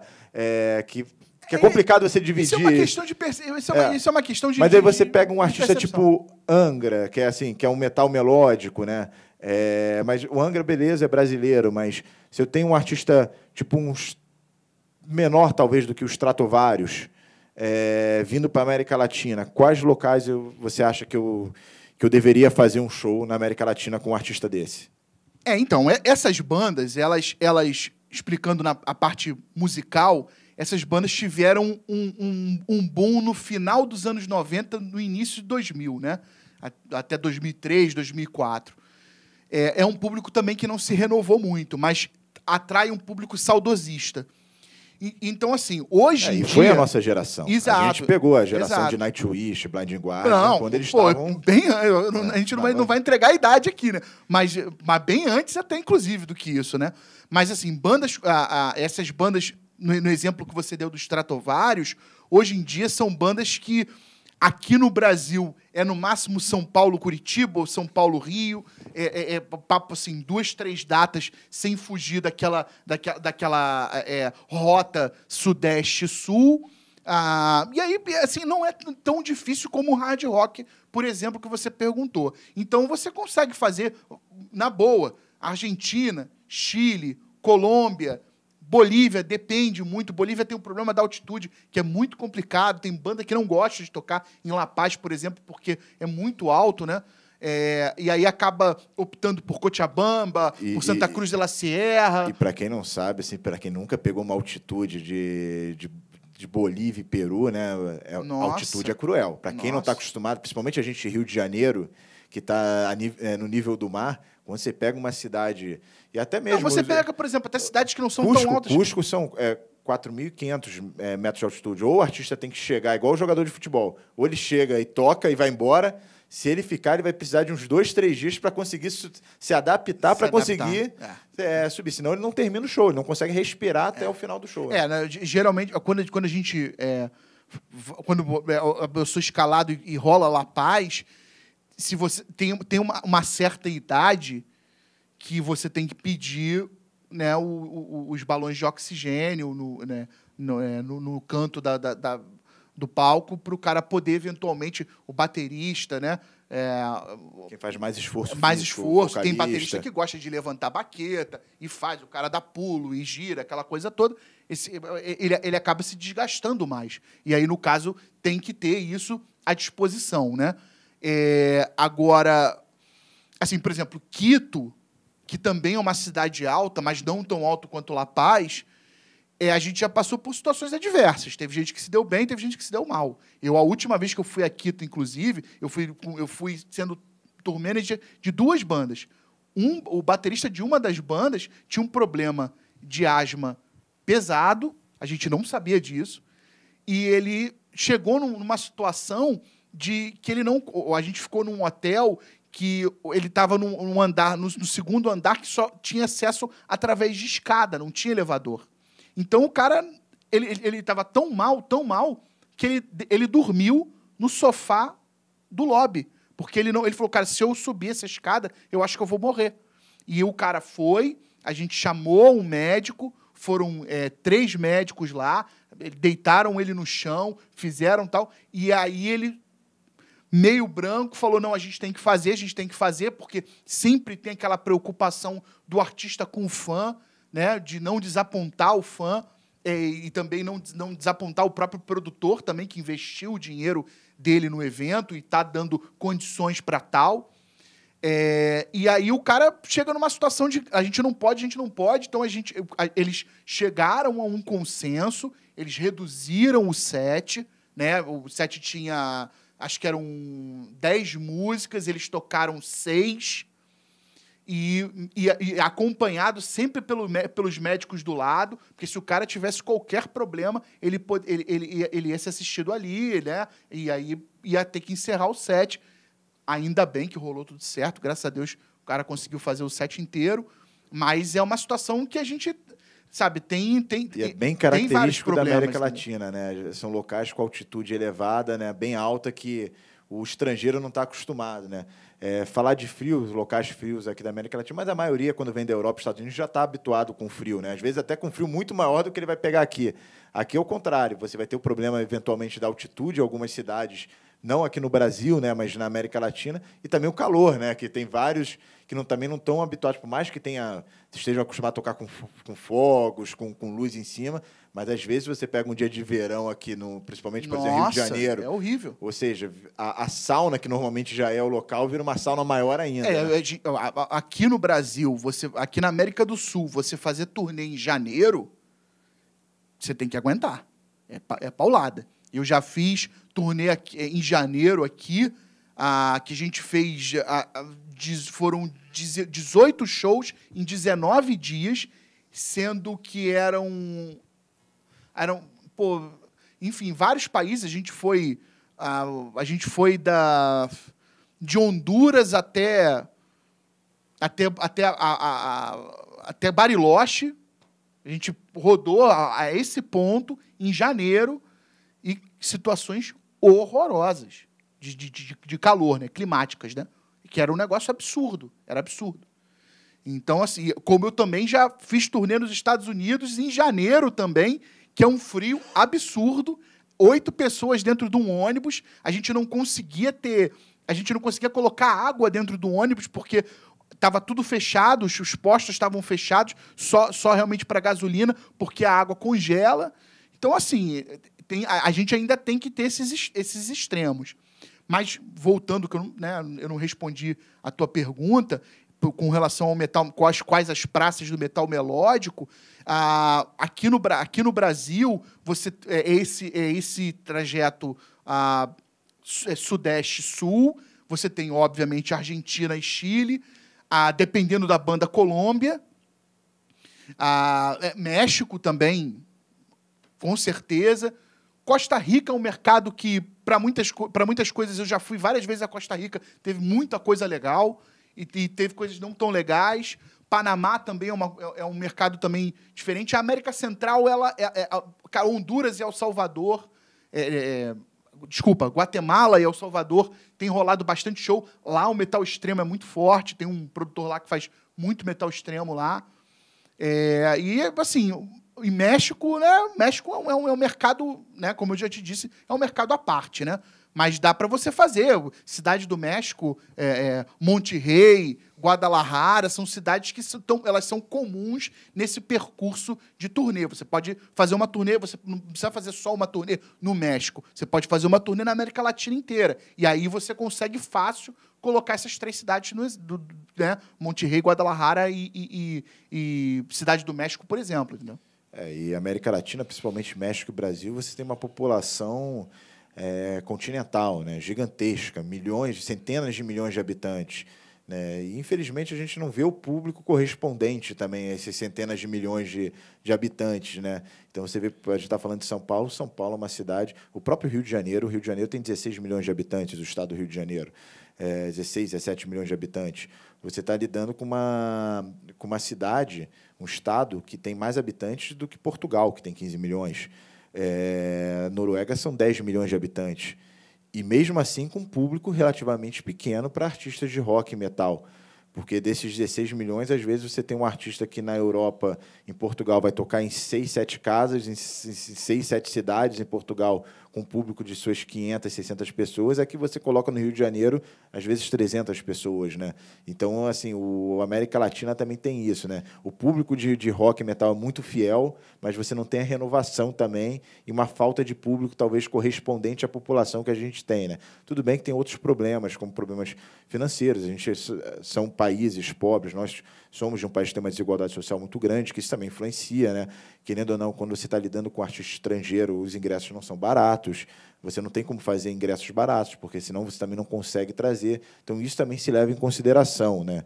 Mas, mesmo assim, você tem um certo problema de público nessa mudança, né? Nessa logística. E agora, você estava conversando comigo antes das histórias, de algumas histórias que você passou, né, ao longo dessa sua experiência, né, ao ponto de uma cidade na América Central, o produtor acabar o show jogando pitbull, soltando pitbull no público. Nossa. Então, se tiver essas histórias aí para contar, porque com certeza o pessoal que está assistindo está esperando todo esse tempo para saber as histórias bizarras, né, que você passou ao longo desse período todo com artistas, né, em turnê. A gente passa por N situações, né? Essa situação do pitbull foi um negócio inacreditável.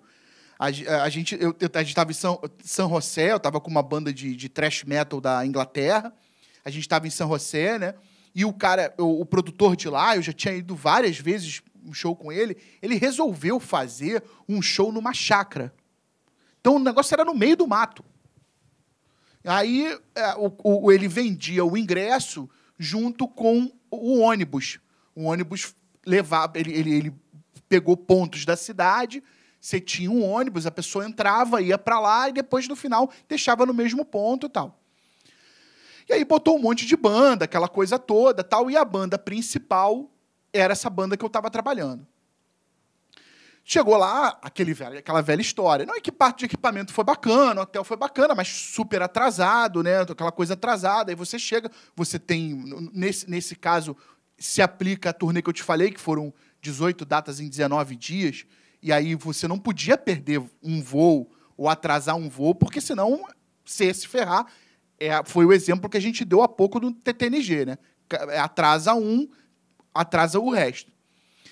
E aí você chega, viu, eu peguei o cast, vi os horários, vi o que estava atrasado, falei, olha, essa banda aqui, você vai ter que, infelizmente, botar para tocar depois, porque a gente vai ter que tocar no horário, porque a gente tem voo no dia seguinte cedo, aquela história toda. E o local era era uma chácara, era uma área imensa e tal. A gente chegou lá, tal, fomos direcionados pro backstage e tudo. Aí, tudo bem, a gente, aquela coisa toda, né, aquele procedimento todo, pá, não sei o quê. E depois do show, a gente ficou um tempo, que eles, né, gostam de dar uma descansada, não é o tipo de artista que acaba o show, ele entra na van e vai embora. Ele deu um tempo, tal. Eles deram um tempo, tal. E aí, assim, o camarim, ele ficava, tinha uma bancada, a casa era toda de madeira, onde rolou o show, tinha uma bancada, e tinha um portãozinho que a gente entrava e, no fundo, assim, era o camarim. E esse portão estava aberto. Aí acabou o show, a gente estava lá, não sei o que. Eu sei que eu estava sentado na mesa, estava comendo alguma coisa. E aí me entra um pitbull branco, cara, bichão desse tamanho, né? Aí ele entra assim, aí olha ali, olha aqui, aí dá aquela cheirada, caiu comida no chão, ele come e tal. Eu falei, pô, o que é isso? O que está acontecendo? Deixei rolar. Falei, bom, deve ser de alguém, do dono, tal, não sei o quê. Aí, quando o pitbull saiu, ele foi para o meio da galera e eu fechei essa portinha que dava entrada para o camarim, que era uma bancada que dava entrada para o camarim. Eu fechei a porta e fiquei olhando. Quando eu fiquei olhando, tinha mais 4 pitbulls andando no meio da galera. E os caras estavam... Pô, o público tá petaleiro, né? Encheu o pote, o pessoal bebeu e tudo. Aí eu voltei para o camarim. Aí, conversando, não sei o quê, daqui a pouco a gente começa a escutar os gritos. O pessoal abrindo roda, aquela coisa toda, né? Tem aquele empurra-empurra, aquela coisa que já é característico do show de heavy metal, ainda mais do metal extremo. Aí a gente ouviu o grito, tal, não sei o quê. Cara, quando eu saí, que eu olhei para o chão, cara, o chão estava lavado de sangue. O pitbull, óbvio, já é um cachorro um cachorro já para esse tipo de coisa, né? Ele tá sempre ali ele tá sempre de olho para vigiar, para guardar uma casa, alguma coisa. E o problema é que o dono, né, também exatamente. Não deve ser um bom dono, ali, né? Ali ele deve utilizar os pitbulls para guardar o lugar, para vigiar o lugar, né? Até porque aquilo ali era do meio do mato. Então, assim, os pitbulls começaram a morder. Aí eu cheguei, o chão tava lavado de sangue. Aí eu falei, meu Deus do céu. Aí o que aconteceu? Quando eles viram que começou a ter o problema, o produtor ficou desesperado e mandou o cara guardar os pitbulls, né, levar o pitbull lá para o cercadinho lá onde eles estavam, tal, para começar a atender a galera. Que tinha gente com um pouco mordida, sangrando. Eu vi aquelas calças jeans com furo e sangue. Aí eu falei, meu Deus do céu. O que eu fiz? Eu tinha o contato do motorista da van, porque eu sempre pego o contato do motorista da van, caso aconteça algum problema. E eu mandei uma mensagem para ele, vem para cá agora. Os caras da banda não perceberam isso. Eles só perceberam quando a gente saiu, que eles olharam e falaram assim, isso é sangue? Eu falei, entra na van que eu te explico depois. Aí a gente... aí colou a van, eu fiquei de olho, colou a van. Quando colou a van, eu falei, galera, vamos embora. Peguei os equipamentos, a gente pegou as malas, os equipamentos, botamos na mala do carro, entramos na van e, fomos embora. Quando a gente está indo embora, a gente vê os mesmos pitbull descendo as escadas, voltando para o lugar, e tinha metaleiro lá, não sei o quê. Ou seja, aí depois eu perguntei, falei, cara, o que houve? No dia seguinte, né, a gente voltou pro hotel e tudo. Aí no dia seguinte eu falei, cara, o que houve? Pô, por que aqueles pitbulls entraram? Não, o cara da casa tava, o cara que tinha alugado, né, o dono, tava de saco cheio de ouvir heavy metal. Aí ele simplesmente soltou pro pessoal ficar assustado, entrar no ônibus e voltar para casa. E aí? O que você vai dizer para um cara desse? E o pior que, assim, não é nem Brasil. Então, você está num outro país Não. com uma outra dinâmica. Então, até isso, você fica numa situação também um pouco complicada, né? Sim, sim, sim. Não, a gente... Eu vou te falar, assim, por incrível que pareça, a gente tem essa imagem de que, no Brasil tem muita coisa ruim, mas, cara, as situações ruins que eu já passei de América situação Central ruim, cara... foi a América do Sul, outros países e a América Central. Algumas, né? A gente uma vez, por exemplo, a gente fez a travessia de El Salvador para Guatemala de van. Aí a gente parou num ponto que é alfândega, né? Aquela coisa toda. E aí os caras, esses caras, infelizmente, é chato dizer isso, mas a corrupção é uma coisa que todo mundo sabe, inclusive, né? A corrupção na América Latina é muito forte por parte da polícia, né? Por parte dessa polícia que cuida. Então, assim, essa galera de fronteira e tudo. Então, tudo eles vê banda, vê gringo, o cara já abre o olho e acha que é dinheiro, vai roubar, vai pedir dinheiro, não, vai confiscar. Eu já passei por várias situações disso. O cara vê uma guitarra, o cara enche o olho, porque ele acha que ele vai ganhar um maior dinheiro nisso. E não vai, entendeu? E aí a gente passou por uma situação que a gente tinha que passar na alfândega, a gente estava no meio do nada. Aí eu tive que levar os passaportes lá para o ponto por onde a gente entrou. O cara carimbou e tudo, deu uma assinatura, mas ele deu uma assinatura. Nós estávamos viajando em 6. Ele deu uma assinatura, ele não deu assinatura nos outros. Aí, quando a gente chegou em El Salvador, que a gente ia viajar para Honduras de avião, o cara falou, mas vocês entraram aqui como? A gente entrou por terra. Mas qual fronteira? Não faço a mínima ideia.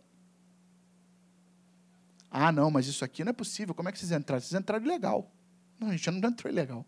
A gente entrou, isso a gente parado, um em cada lado, naqueles guichezinhos, né, da imigração. O cara falou, não, vocês não vão poder entrar, não. Vão poder sair, não. Vocês entraram aqui ilegal. E como é que a gente vai fazer isso? Aí, o que aconteceu? Cara, bota seu microfone aqui, porque está dando um feedback aí. Então, o que aconteceu? Um dos caras, o cara resolveu assinar. E aí ele resolveu assinar o visto. E aí ele botou por onde a gente entrou. Aí nisso a gente viu e conseguiu entrar. Só que na hora, como é que você sabe como é que você procede isso? Como é que você vai chegar para o cara e falar assim, não, você assinou esse, mas não assinou o resto, você botou o negócio de entrada, porque você imagina que eles têm controle disso tudo. E, na verdade, pareceu que não tinha. E a pré-produção exige também saber como você entra em cada país. Não, ok. Porque cada país tem uma regra diferente para entrar. Exato. Mas olha só, isso aí é a situação seguinte. Foi acordado que a banda ia fazer esse trajeto por terra, foi passado a quilometragem, foi passado o horário de saída, o horário de saída do hotel e o horário de chegada na cidade, foi passado tudo de forma normal. Inclusive, era um produtor que tinha conhecimento e ele falou, eu faço isso frequentemente. Tudo bem, ok. A gente tinha tempo, dava para fazer numa boa. Falei, tudo bem, vamos fazer, vamos seguir. Só que chegou na hora, aconteceu, e ele não viajou com a gente. Ele foi no carro dele, e a gente foi na van, porque a van era uma van pequena, 6 pessoas dava o suficiente para todo mundo ficar acomodado, tranquilo, e ele foi separado. Chegou na hora, ele passou, né? E a gente ficou. Acertou tudo. O problema foi a nossa saída do país. Que na nossa saída do país não tinha o lugar pelo qual a gente entrou. Eu já passei por situação da Bolívia, da gente ter o nosso visto de trabalho para entrar lá. A gente foi separado da fila de imigração, a gente foi para um outro guichê, a pessoa responsável na hora imprimiu aquilo, botou aquilo no passaporte, e a gente fez o show, e na hora de ir embora o cara queria cobrar de novo o visto. Queria cobrar $90 por pessoa. E você não tem recibo disso, de que isso é pago. Então, assim, aí você entra numa discussão, mas você tem que também discutir com aquele medo, porque o cara é uma autoridade, o cara pode te prender, pode fazer o desacato alguma coisa, e aí você começa a ficar preso naquilo e bate aquele desespero, e aí o cara vê que ele não vai conseguir grana, e depois eu até me informei como produtor, cara, aconteceu isso, isso, isso. Ele falou, cara, isso é corrupção, eles veem que vocês são estrangeiros, vê que a banda é da Europa, e aí, no caso, eles vão tentar arrancar dinheiro de você. Não dá esse dinheiro. Só que, e aí? O que você vai fazer? Aí a gente começa a ter aquele problema, tal. Na verdade, o negócio é tão assim, aleatório, foi tão aleatório, que a gente estava numa fila, a gente estava, como eu disse, a gente estava em 6, 2, 3 passaram e o resto ficou preso. Ou seja, o cara olhou, viu a cara dele, é esse cara que eu vou pedir. E aí o cara só fala espanhol, o cara não fala o inglês, o cara começa a falar um monte de coisa, o cara da banda já começa a ficar desesperado, aí ele te chama para você fazer a tradução. Ah, eu quero dinheiro, eu quero dinheiro, eu quero dinheiro. A gente não deu dinheiro pro cara, tá? A gente não deu dinheiro. A gente conversou, eu conversei, eu expliquei a situação.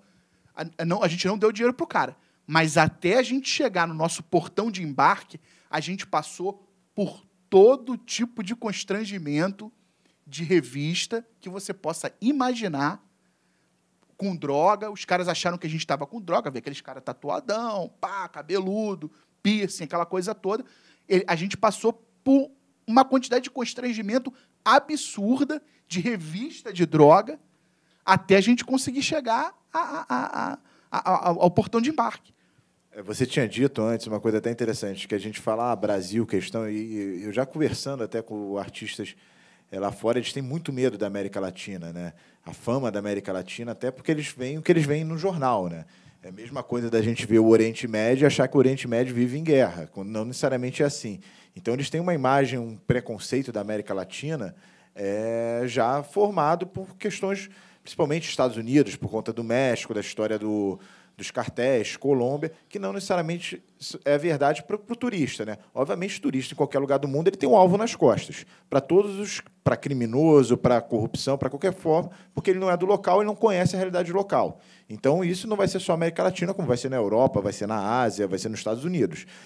Mas tem alguns cuidados, né? Quando a gente trabalha Brasil ou até Chile, você tem os locais da turnê são cidades estruturadas, são cidades grandes, normalmente com um centro turístico. Agora, quando você fala do resto da América Latina, às vezes não é bem assim, né? E aí você disse da questão de segurança, porque, por exemplo, quando você fala, às vezes, América Central ou outros países da América Latina, você já começa a ter realmente problemas, né, de questão de segurança. Você já passou por alguma situação que você achou meio estranha, de risco de segurança, com artista com medo?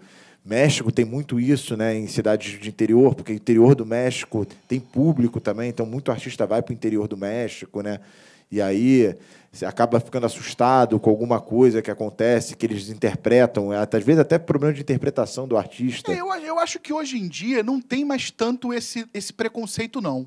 Eu acho que hoje em dia o artista, quando ele sai, essas bandas, né, que a gente está mencionando aí, de médio porte, elas, quando elas vêm com a cara e com a coragem, elas sabem que vão enfrentar dificuldades. Porque, como você mesmo disse, né, a América do Sul, América Latina já é conhecida e, de muitos anos para cá, tornou uma rota que é viável para eles e tem um público muito forte, um público muito presente, sabe? Os fãs da América do Sul, eles são fãs extremamente fanáticos, né, como a palavra mesmo, né? Eles vê gente com tatuagem, com um monte de coisa para autografar, discos e CDs, aquela coisa absurda. Então, assim, cantando alto, sabe, participando do show o tempo inteiro. Assim, eu já passei por situação de segurança, assim. Por exemplo, deixa eu pegar um exemplo. Legal. A gente estava em Quito. A gente fez um show, eu estava com essa banda, que é da Inglaterra, e tinha uma outra banda da Alemanha que estava com outro cara que tinha trazido, o cara juntou. Ele fez num ginásio, inclusive o palco era um octógono. O cara adaptou, ele tirou aquelas grades do octógono, Cara, foi uma coisa absurda, assim. Ele botou em cima do octógono e a bateria, aquele piso que, né, parece que é uma Elástico, mola, né? né? Cara, uma coisa horrível, assim. Mas era o que tinha. Foi colocado, o cara tal fez. Cara, o lugar tava lotado. E toda hora entrava e saía a polícia. Entrava e saía a polícia. Entrava e saía a polícia. A gente ia fazer 3 shows em conjunto com essa banda da Alemanha. E, por exemplo, um show a gente fechava, no outro eles fechavam. Era uma coisa, né? Era um revezamento. Bem, nesse dia a gente foi a última banda a tocar. Então teve aquele monte de banda, porque o evento pegava à tarde e até à noite, né? E a gente era a última banda a tocar. Tá dando tempo aí? Não, pode mandar, né? Beleza, você tá olhando aí, eu tô achando que tô falando demais, né? Então, assim, a gente foi a última banda a ser escalada, e toda hora entrando polícia, saindo polícia. Eu falei, tá tudo ok, tá tudo bem? Não, fica tranquilo. Né? Eu perguntei pro produtor. Não, você fica tranquilo, porque a polícia aqui, a gente tem que pagar um monte de coisa, um monte de alvará para poder fazer esse evento aqui acontecer. E a polícia fica aqui o tempo inteiro pedindo dinheiro. Falei, putz, que situação, né? Não, mas a gente resolve. Ok, o evento foi rolando e tal. Quando chegou na vez da banda tocar, a banda que eu estava de tour manager, né? Quando tocou, deu assim, na 5ª música, 6ª música, cara, entrou assim, brincadeira. Uns 30 policiais, todos de preto, tudo de preto, com aquele capuz fechado. E eles foram lá para trás, aí vinha um do lado do outro. Quando chegou assim, ficou tipo um cordão, assim, né? Foi né? Ficou um do lado do outro, assim. Aí, bicho, eu só vi os caras levantando aquele escudo e foram para frente. Aí eu olhei pro baterista e falei, vai dar problema. Aí eles foram chegando, aí eles foram empurrando a galera, e a galera, quando tinha gente que viu e saiu, e aí quem ficou na frente, o negócio foi empurrando. Eu sei que os caras esvaziaram aquilo ali em, sei lá, 5 minutos. Devia ter umas 1.500 pessoas ali. Foi muito rápido. E aí, quando o negócio chegou na metade, subiu o produtor no meu lado e falou assim, cara, encerra o show, porque não tem mais condição de tocar, a polícia fechou com o evento. Aí eu falei, tudo bem. Aí os caras da banda não gostaram, né? Ficaram bastante chateados, inclusive até o baterista queria meio que dar uma encetada na galera para rolar uma pancadaria. Eu falei, cara, fica na tua. Tem até isso, a gente inclusive tem isso no ele fez um vídeo, né, com a galera pedindo o onslaught e tal, e a polícia de fundo já se preparando para varrer a galera de lá. Então, assim, com a gente não aconteceu nada, tá? Mas e a gente não viu também realmente as pessoas serem machucadas, tá? Mas assim, acabou o show pra gente, né? Eles não conseguiram nem fazer metade do set. Mas infelizmente, cara, entrou, acabou, já era, acabou. E agora, se você puder falar assim, dos artistas que você trabalhou, aí você pode falar o nome. Quem são as pessoas, assim, os artistas mais gente boa, mais fácil de trabalhar, que você teve a oportunidade de trabalhar nesse período? Olha, assim, na verdade, eu graças a Deus, assim, Os ruins você não precisa dar o nome. Não, na verdade, então, assim, ruim, na verdade, pra mim, ruim, o que é ruim? É o cara de má índole, é o cara mau caráter, sabe? É a pessoa ruim. Mas então, não tem assim, artista difícil? Não, tem artista difícil, mas é tudo uma questão de adaptação. Geralmente, o cara que ele é artista difícil, ele impõe coisas antes que você já, com a experiência, você já vê que é um cara que vai dar problema. Entendeu? Que é um cara que vai... Não é que vai dar problema, problema não é bem a palavra, mas vai exigir que você entre nos mínimos detalhes para a coisa poder andar e não ter nenhum tipo de problema. Então, assim, cara, graças a Deus, assim, situações ruins a gente sempre passa, tudo, mas nada de um estresse extremo, uma coisa do artista sair, botar o dedo na sua cara, pegar você pela goela ou gritar com você, sabe? Tem situações que você vê que o cara não gosta e tudo, mas aí ele entende como a coisa funciona. Mas, cara, eu tive N trabalhos dos quais eu sou amigo, inclusive, dos caras até hoje. A gente se fala, sabe? Mais recentemente, um exemplo mais recente aí que eu até já citei foi o próprio Mark Farner.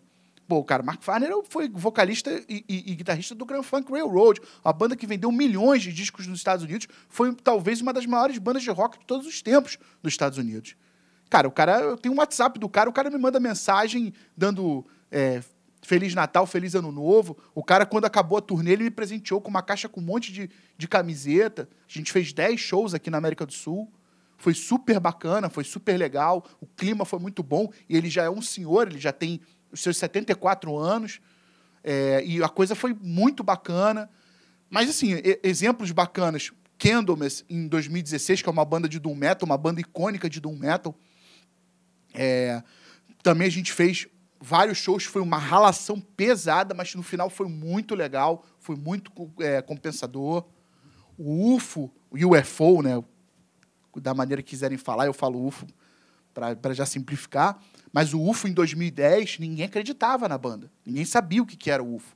E a gente, na época, eu tinha 2 sócios em São Paulo, eles vieram com a ideia, a gente trouxe a banda, a gente fez 4 shows, foi só aqui no Brasil, porque ninguém fora do Brasil queria pegar a banda, e foi uma experiência incrível, foi muito legal.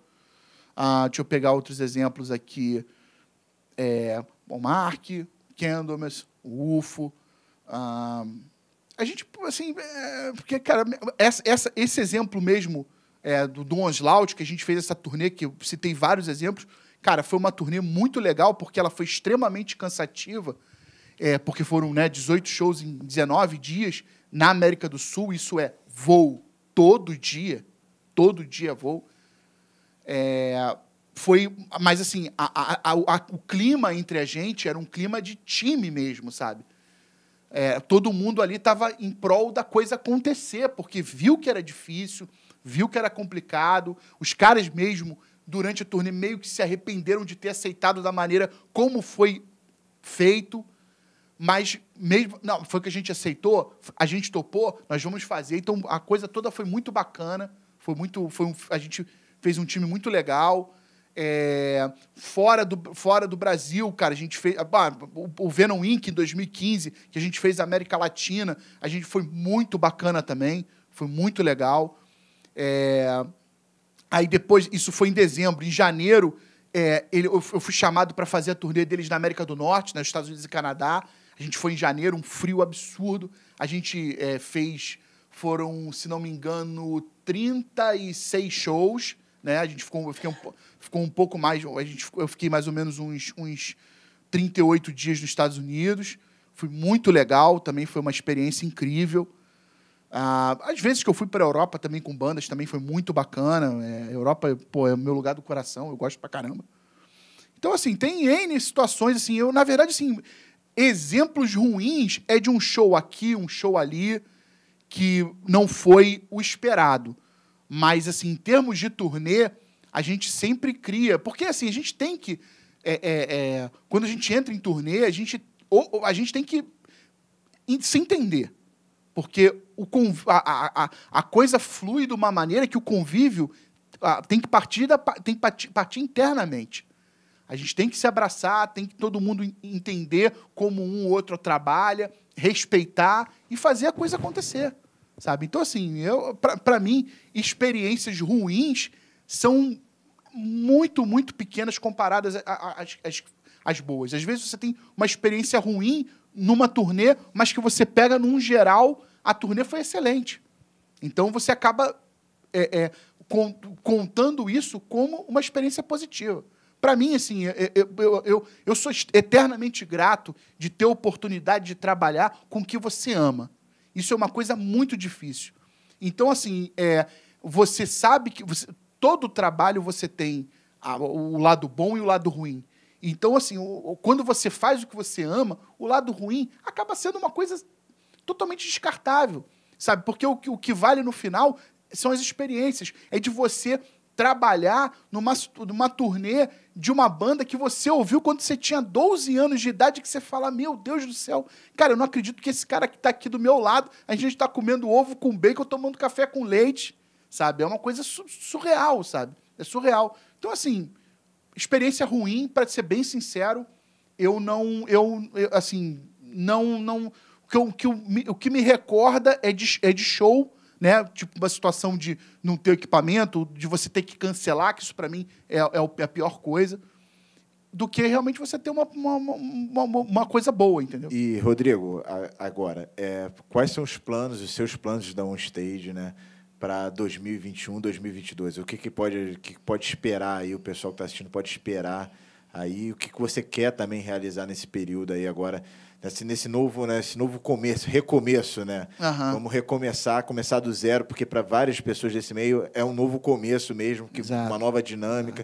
O que você espera, o que você tem de projetos aí? Então, eu queria falar um pouquinho sobre a OnStage, tá? Eu conheço o Felipe Barcelos, né? Eu conheço o Felipe há muitos anos. A gente fez muita coisa junto, a gente passou por muita coisa junto. Ele é um grande amigo meu, um irmão, né? Já até passou desse estágio de só amizade. E em 2018, eu tive uma conversa muito franca com ele. Foi um ano difícil para mim, eu até pensei em parar. E eu tive uma conversa franca com ele e e ele acabou me chamando para fazer parte da OnStage. De lá para cá, a gente fez muita coisa legal, né? Você também tá totalmente envolvido, né, na situação. E é uma empresa que preza pela qualidade, sabe? Eles têm o Felipe, você, a Natália, todo mundo que trabalha com a gente indiretamente, vocês prezam pela qualidade, vocês mostram respeito ao cliente, a banda e ao cliente, no caso, o cliente é a pessoa que compra o ingresso. E de 2018 para cá, a gente trabalhou bastante, a gente tentou vários projetos, alguns deram certo, outros não deram certo, mas os shows foram de extrema qualidade, a gente saiu satisfeitíssimo de várias coisas, né? Você estava lá e você presenciou isso bastante. E a gente tinha uma agenda forte para 2020, você sabe, né, muito bem disso. E com esse problema da pandemia, a gente teve que adiamos uma vez, adiamos duas. Então, assim, meus projetos atualmente são super simples. É conseguir manter a agenda para 2021. No momento que essa situação se resolver e a gente conseguir levar essa agenda para frente, a gente poder cumprir com essa agenda e trazer novas atrações para o Rio de Janeiro, para o Brasil ou para a América do Sul. Então, assim, é um passo de cada vez. Eu detesto criar expectativa. Eu acho que a expectativa só te consome. Então, assim, na verdade, agora, o que eu quero é conseguir botar para frente todos os projetos que a gente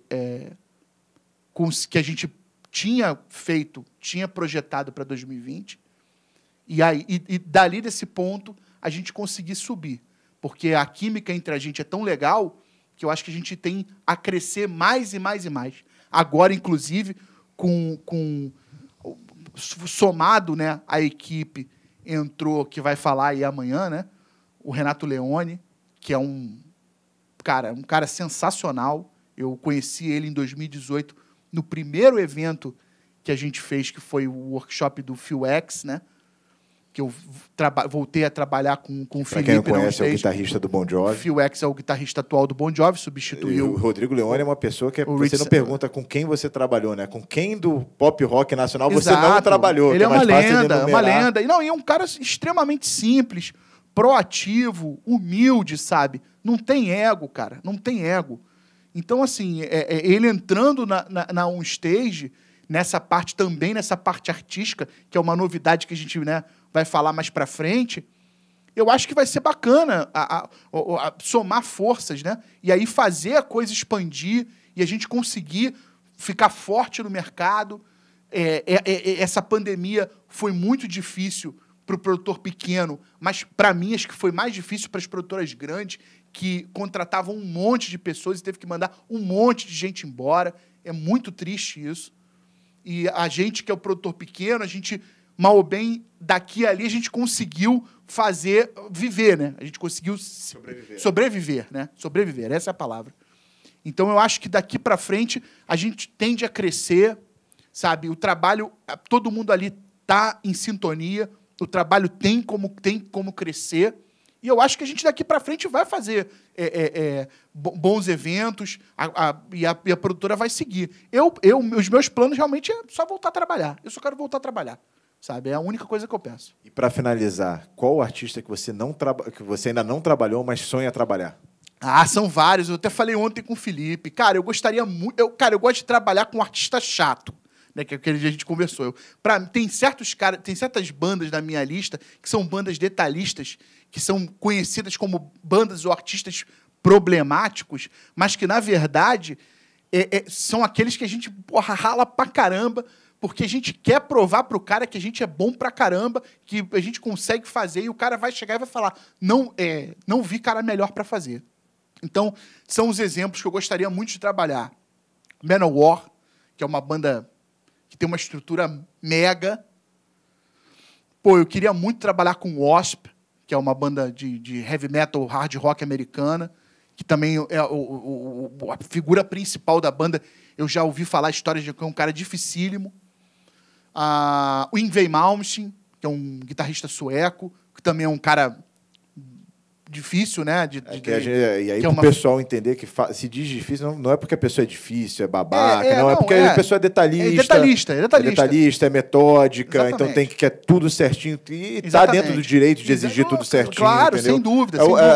Aquela pessoa que leva, obviamente, o profissionalismo ao extremo, né? Exatamente. Então, assim, obviamente, você tem todo tipo de pessoa, mas tem muita gente que foge dessas pessoas que justamente querem tudo perfeito para não ter dor de cabeça, né? A gente não está falando de difícil no intuito de caráter. A gente está falando da maneira como se trabalha. E eu acho que isso, para a gente, é a prova. Para mim, quanto mais trabalho, a gente mais fica ágil, em forma.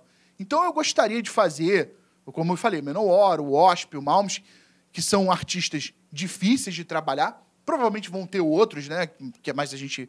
né, não conhece tudo, mas eu gostaria de fazer. O Megadeth, né, que é uma banda que a gente bateu na trave várias vezes, infelizmente não conseguiu, mas é uma banda que eu queria muito trabalhar também, que é uma estrutura muito grande. Eu tive a oportunidade de trabalhar ano passado no show do Dream Theater, né, que até vai tocar no Rock in Rio. Ano passado eles tocaram no Vivo Rio. E, cara, é uma estrutura muito bacana. Foi um show muito legal para se fazer. Artistas conhecidos. Artistas conhecidos, grandes. Mega perfeccionistas também, todos os detalhes. Então, o som tem que estar perfeito, tudo perfeito. Eu tive a oportunidade de não trabalhar mas participar. Eu faço o agenciamento de uma banda da New Wave of British Heavy Metal, que foi um movimento dos anos 80 de heavy metal na Inglaterra, chamada Raven. E eu coloquei o Raven para abrir para o Metallica no Morumbi. Foi 65 mil pessoas. A gente conseguiu com contato ali, com contato aqui, uma história grande. Eu consegui botar eles para abrir. Então, você fazer parte daquilo ali é inacreditável. A maneira como é o dia a dia, a gente chegou cedo, viu tudo, montamos aquela coisa, aquela estrutura toda. Depois a gente conseguiu ver o show do palco, que você vê o esquema quando apaga aquelas luzes, 65 mil pessoas gritando, é um negócio assim absurdo, é inacreditável. Então isso é uma coisa que, eu gostaria muito de fazer parte, né? Quem sabe um dia, né? A gente nunca sabe, né? Mas, assim, de qualquer forma, cara, tem vários artistas que eu gostaria. Para mim, quanto mais trabalhoso, mais chato para resolver, para mim é melhor. E, novamente, tem que deixar claro, né? Chato não é porque a pessoa é chata. Não, é chato, sempre vai ser... O metódico ao extremo. O pragmático, é aquele trabalho que parece que ele não acaba nunca, sabe? Quanto mais você procura, mais você cutuca, mais coisa você acha para resolver. E, cara, no final, quando a coisa acontece, é extremamente recompensador. Para mim, não tem sentimento melhor. Rodrigo, vou agradecer você, querido amigo. Não pode apertar. Não pode apertar. Tem que dar soquinho. Agradecer, desejar tudo de bom. Espero que vocês tenham gostado aí do Rodrigo. O Rodrigo é um cara da melhor qualidade. Hoje a gente, assim, posso falar porque são todos meus amigos, são todas as pessoas que estão hoje, são todas pessoas incríveis, trabalhadoras, né? Antes de tudo, trabalhador, né? Que é aquela pessoa que não tem tempo ruim, que faz acontecer. Eu até brinco que é o pedreiro do rock, né?